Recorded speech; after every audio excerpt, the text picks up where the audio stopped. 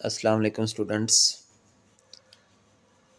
आज हम डिस्कस करेंगे एक्सरसाइज 7.2 उसके फर्स्ट 3 क्वेश्चंस को। आप सिंपली इसका ये फार्मूला याद रखें, L is equal to R theta. इसके प्रूफ की ज़रूरत नहीं है, ना ये पूछा जाता।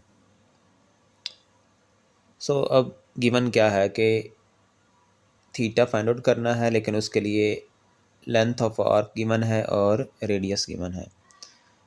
अब क्या करेंगे, simply L is equal to R theta ये फार्मूला लेंगे, लेकिन आपको तो एंगल थीटा की वैल्यू रिक्वायर्ड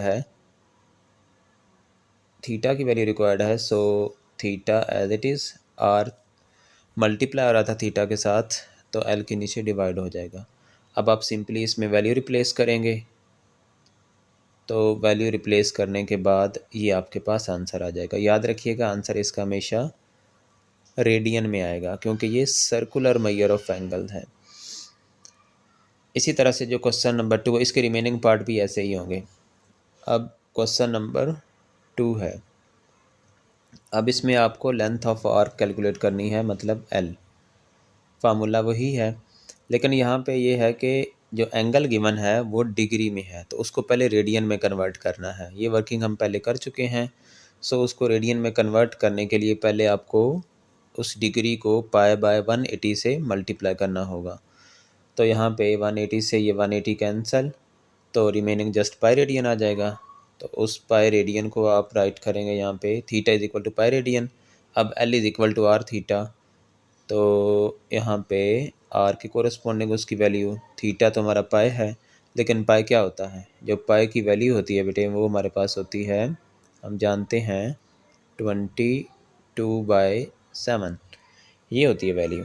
लेकिन जब इसको डिवाइड करते हैं तो वो कुछ ऐसी वैल्यू आ जाती है 3.142, तो वो वैल्यू पुट की, तो ये L is equal to R theta, मतलब ये हमारे पास अब इसकी फ़ाइनल वैल्यू आ चुकी है, ये हमारी इसका फ़ाइनल आंसर है। लेकिन याद रखिएगा अगर यहाँ पे आर जो है, आर एक लेंथ है, वो अगर सेंटीमीटर में है तो एल जो है वो लेंथ ऑफ आर्क है, वो भी सेंटीमीटर में ही होगी। मेन इसमें वर्किंग ये होगी, आपने एज इट इज़ वैल्यू नहीं पुट कर देनी। अगर यहाँ पे जो एंगल थीटा गिवन है वो डिग्री में है, तो पहले उसको रेडियन में लाजमी कन्वर्ट करना है। नेक्स्ट, अब इसका एक और पार्ट भी है, वो देखें ज़रा।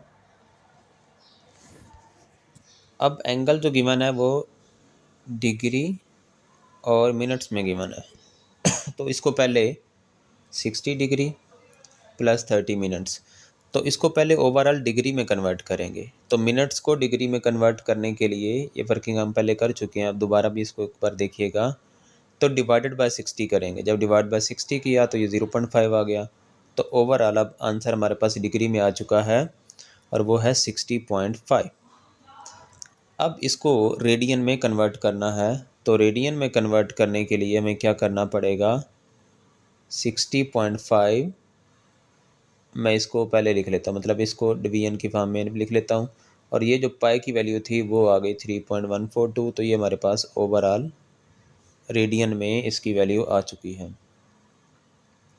अब फर्दर देखें, L is equal to R theta, अब वैल्यूज़ को रिप्लेस करेंगे, तो ये मिलीमीटर आ चुका है हमारे पास, ऐसे मिलीमीटर आ जाएगा ऐसे वैल्यू, क्योंकि इनिशियली अगर हम देखें तो जो हमारा रेडियस था वो भी किस में था, उसका यूनिट भी मिलीमीटर था।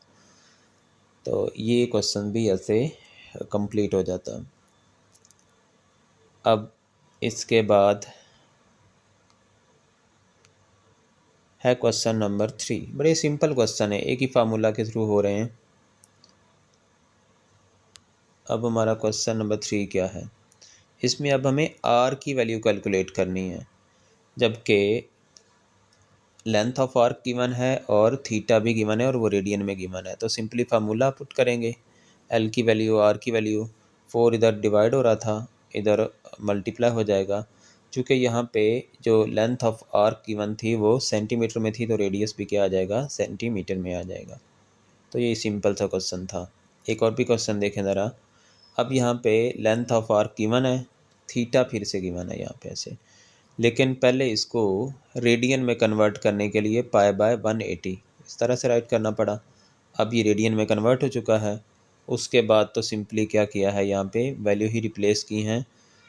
यहाँ पे आर एज इट इज़ आ जाएगा, थीटा की वैल्यू है, थीटा इधर आके क्या हो जाएगा, डिवाइड हो जाएगा, एंगल मतलब 0.785 है, ये डिवाइड हो जाएगा। तो ये आंसर कुछ हमारे पास इस टाइप का बन गया। और ये भी यकीनन किस में आएगा, सेंटीमीटर में आएगा, क्योंकि हमारी यहाँ पे जो लेंथ ऑफ आर्क थी वो भी किस में थी, सेंटीमीटर में गिवन थी। अब ज़रा देखें, मैं एक पास पेपर शो करवाने जा रहा हूँ यहाँ पे। लास्ट टाइम जो हुआ था, फर्स्ट टाइम का ये पेपर है, ये देखें, सॉरी सेकंड टाइम का। तो इसमें इन क्वेश्चंस को ज़रा देखें। तो पहला क्वेश्चन ये है कि define what is mean by degree. तो डिग्री को हमने डिफाइन किया। उसके बाद ये देखें ज़रा, सेकंड क्वेश्चन देखें कि convert to the decimal form 25 degree 30 minutes. फिर है convert to degree, convert to degree. अब यहाँ पे ये रेडियन गिवन था तो इसको डिग्री में कन्वर्ट किया। और यहाँ पे देखें ज़रा कि find theta when L is equal to this one and R is equal to this one. तो अब आप यहाँ पे देख सकते हैं कि 4 शॉर्ट क्वेश्चन जो हैं वो आपके इन 2 लेक्चर में यहाँ पे कंप्लीट हो रहे हैं। सो इनको आपने अच्छे से तसल्ली से देखना है। और आगे चल के भी 1-2 और डेफिनेशंस हैं और कुछ और शॉर्ट क्वेश्चंस हैं 2-4, वो भी हम नेक्स्ट वीडियो में डिस्कस कर लेंगे। लेकिन पहले आपने इन 2 वीडियोस में इनको अच्छे से देखना है। मतलब 4 शॉर्ट अगर आपके यहाँ से अटैम्प्ट हो जाते हैं तो नेक्स्ट अब फिर आपके लिए कोई प्रॉब्लम नहीं रहेगी, क्योंकि 7 to 13 ये 6 चैप्टर जो हैं, 7 से 13 तक, तो इनमें से जो हैं 6 शॉर्ट पूछे जाते हैं। तो अगर आप 4 यहाँ से अटैम्प्ट कर लेंगे तो फिर नेक्स्ट जो डेफिनेशन हैं, ये थोड़ी सी कॉम्प्लेक्स चीज़ें हैं, तो उनमें फिर आपको कोई प्रॉब्लम नहीं रहेगी। सो इनको आपने अच्छे से करना है, कोई मुश्किल नहीं है। तो इसमें से हम ज़रूरी बातें जो है ना, ज़रूरी टॉपिक्स जो हैं उन्हीं को डिस्कस करेंगे हम ओवरऑल, चाहे ये चैप्टर नहीं भी करेंगे। लॉन्ग के वाले से मैं पहले बता चुका हूँ, इसका प्रैक्टिकल ज्योमेट्री के साथ इसका पार्ट बनता है। नेक्स्ट पार्ट जो होता है मतलब 7 और 13, तो वो प्रैक्टिकल ज्योमेट्री है, वो एज सच इस तरह से डिस्कस नहीं की जाती। तो लॉन्ग आप जो है वो फर्स्ट 3 जो पेयर्स होंगे आपके, फर्स्ट सेकंड थर्ड 4 और 5th और 6, तो यहाँ से 2 लॉन्ग अटैम्प्ट कर लें और फिर एक थ्योरम अटैम्प्ट कर लें। चलें जी, अल्लाह हाफिज़।